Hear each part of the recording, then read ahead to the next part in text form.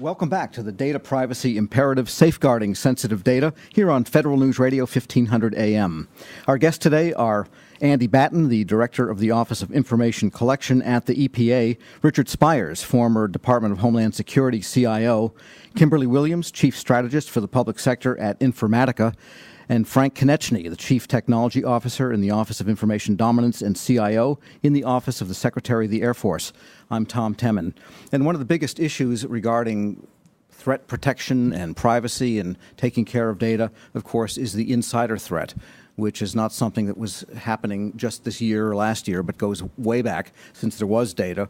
We've had problems with insider losses.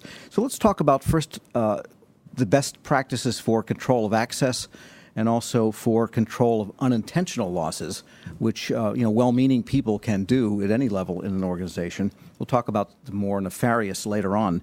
But what are some best practices for maintaining safe access by the people that have to have it and also preventing the unintentional loss? Andy, why don't we start with you? Certainly, starting with the unintentional loss part of that, I think one of the most important aspects of this is education and training of staff, not only so that they are aware of how they should behave, but aware of the threats.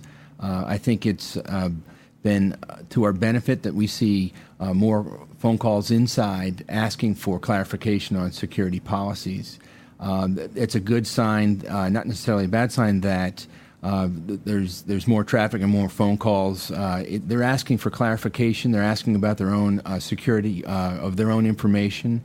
And I think through education and awareness, we've been able to significantly raise the awareness of their responsibility. And I think it really starts there. But you do have to have specific control mechanisms for who can look at which particular sets of data, too, right? Absolutely. And I think that really goes to access controls. Having a strong identity management system within the agency, and when you're sharing information with your partners. But it starts again within the agency, making sure that there's a strong correlation between who the individual is, what particular function they're performing. Some of our individuals have to have access to privacy information if they're in, say, the HR, human resources community. And that's a special level of education and special level of access controls that need to be applied to that sector of the workforce. And Frank, sometimes the armed services are characterized as being hard and tough on the outside, but kind of soft and easy to penetrate on the inside because you have people working in teams so closely. So what are best practices for the Air Force these days in terms of controlling access but making it available to those that have to have it? Well, as I mentioned, we're trying to get down to ABAC controls based on who you are and what you're doing. There's also limitations now as for the system administrators as to limited sets is what they can do. Before, we had system administrators that had very large power bases of what they can actually get through, and it's being limited. There's also reporting, logging of what they're doing, and not so much over-logging because a lot of it's used forensically afterwards, and that doesn't help you afterwards. You want to know what's happening now. And so there's some heuristics that are being implemented that will basically forecast if something has actually happened. But it's really hard in the armed services because of the way that we're giving taskings. So one day you may have a congressional inquiry in, and you'll be pulling data from sources that you never knew you had never knew you had access to before. And so there has to be more dynamics into the services as to how they get access. All right, and Richard, this access idea, what are the best practices on the civilian agency side when you have this huge federation of components like DHS did? Well, both Andy and Frank, I think, mentioned this issue of access control and attribute-based access control, and I think that is the key. And that's a data-centric model again, right? We're talking about providing access based on that really need to know or need to use that particular data in that particular context.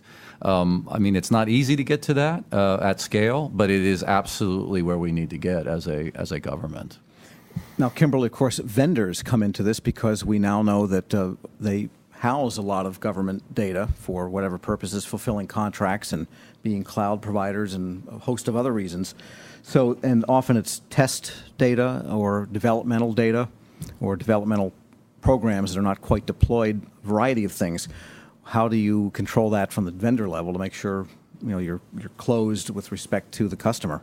Well, recent events, certainly the last 6 months, have raised the awareness of SIs and vendors as a whole, contractors, that they have a responsibility and they have a liability if they don't control the access to the data that they see. They need to, and there's two parts of that. There's education. If they see something they shouldn't be seeing, they need to have a reporting chain. But there's also the notion that it is, as any test environment or any development project kicks off, that these contractors need to have a strong test data management policy in place.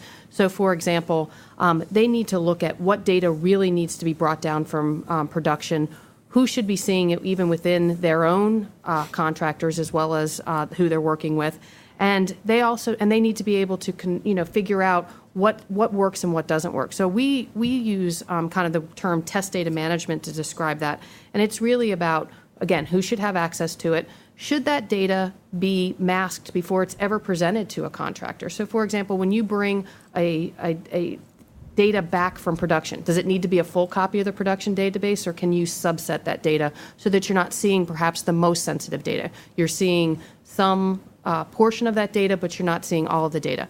Then you have to say, can I change the data without being able to change the meaning of the test? So can you persistently change or persistently mask that data so that they still see someone's name, but they don't see someone's real name? They still see their Social Security number, but they don't really see the real Social Security number. Again, if you can't identify who that person is, it's very hard to have a breach around that. So that's one aspect of it. But the other aspect of it is, beyond testing, there's certainly the development environment, there's QA environments, there's migration environments. You have to apply the same security to those level environments that you did to production. And that's something we talked about in the first segment.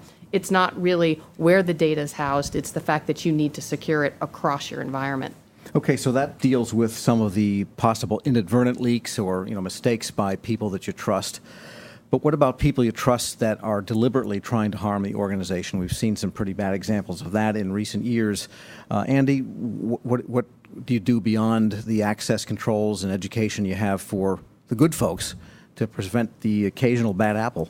And there are other forms of technology that I think we can leverage that will help us here, whether it's computer access cards that are from a technology endpoint are utilized to help us control information at the desktop. This is just another form of technology, or continuous monitoring of our networks, looking for spikes, looking for unusual activity, another form of technology.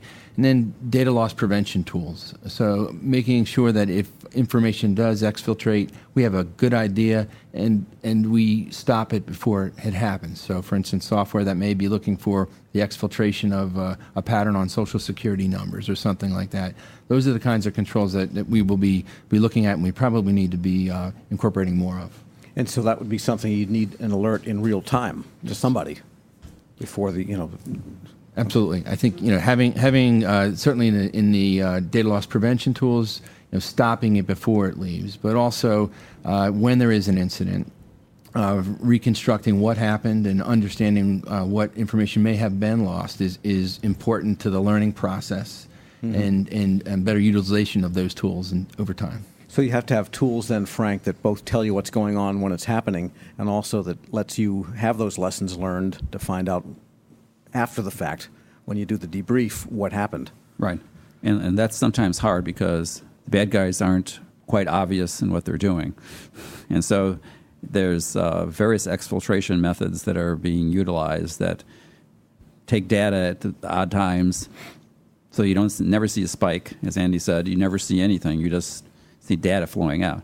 Now, we're trying to do something else, too. We're trying to go towards digital rights management policy for documents so that if you leave the DoD domain, it's encrypted already and you won't be able to get access to it unless you're in the domain. So we're working on those now so that any documents that leave will not be available whatsoever. So the CIO doesn't want to get that 2 a.m. call that, hey, we have something really bad happening here. That's right. Right, Richard? But a lot of this, though, does come down to, particularly when you're looking at insider threat for those that have elevated access privileges, right? Your system admins, those kinds of individuals. I mean, a lot of this is you got to put in place very good management practices. And so often you find, for expediency or other reasons, those practices just are not really followed, to our detriment, frankly, from time to time. And now there are tool sets that can help you with that, and certainly tools that are monitoring. The more we move to continuous monitoring will help. But you need to have a situation where no one individual, right, can do significant damage without it being immediately detected. That's what you're really trying to make sure. Because you have from a technical standpoint, you could have so much monitoring of activity that you would produce huge data sets that themselves would be an impediment to finding out what's going on. That is correct. And so if you're generating, it turns into a big data problem itself, right? Where you've got all of these access audit logs, and you're actually trying to find information on those on a very almost real-time basis. And so I'm not saying it's an insignificant problem, but it does start with good management practice. That goes a long way to helping address this problem. And Kimberly, what are some of the latest tools that can enable this so that the information, the nugget you need to protect your cyber in the moment is available without getting lost in all of this log data? When we talked about best practices in the previous segment, we talked about discover, secure, monitor, and remediate. And across the board, we as an industry have to provide solutions that enable organizations to do each of those things better. In this particular case, we're really talking about the secure and monitor and remediate portion of it, because you have to secure it. We believe that you have to secure it in production and non-production. Sometimes you have to persistently mask it. Encryption really isn't enough because it's not policy driven. It doesn't allow on-the-fly masking necessarily. It doesn't allow you to implement a policy where you're saying, I want to limit the number of pieces of data that you can see at once. If you give unfettered access to someone so they can see all of the private pieces of information, that's a much bigger problem than if you limit how many times they have to go back or how many different places they have to go to get that information. So when we look at the tools, we really have to look at ways that we can have a policy-driven access. We can have policy-driven masking. We can mask in production. We can mask in the test and non-production environments. And that we can provide people the way to look at what happened and why so that they can remediate change. And I think to Richard's point, you have to have that governance on the back end and the front end saying, here's the policy, here's the management policy, here's the data policy, here's the operations policy, and marry those all into one solution. And I think today what you see is technology that can be policy-driven. So it sounds like there's a balancing act that has to happen between having the safety and controls and mechanisms in place you need, but also letting people do their work in some reasonable fashion. Absolutely. All right, well, that brings our discussion to a close. I'd like to thank our guests, Richard Spires, former CIO of the Homeland Security Department, Frank Konechny, the Chief Technology Officer in the Office of Information Dominance and CIO in the Office of the Secretary of the Air Force, Kimberly Williams, Chief Strategist for the Public Sector at Informatica, and Andy Batten, Director of the Office of Information Collection at the EPA. And we thank you for listening to The Data Privacy Imperative, Safeguarding Sensitive Data. I'm Tom Temin, Federal News Radio 1500 AM and federalnewsradio.com.